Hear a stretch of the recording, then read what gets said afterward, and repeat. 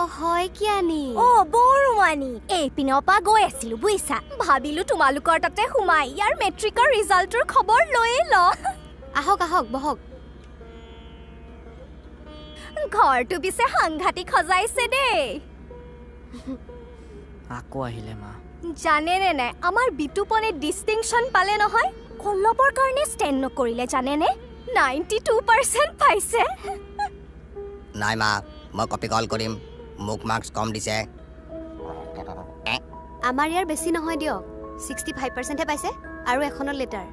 ঠিকে হৈছে দিয়ক 65% পোৱা মানে তোমাৰ কাৰণে ষ্টেণ্ড কৰা নিচিনাই দিয়াচোন মইতো ভাবিছিলো তুমি ফেইলে কৰিবা নেকি এই মোৰ পৰা চাই লিখি 65% পাইছে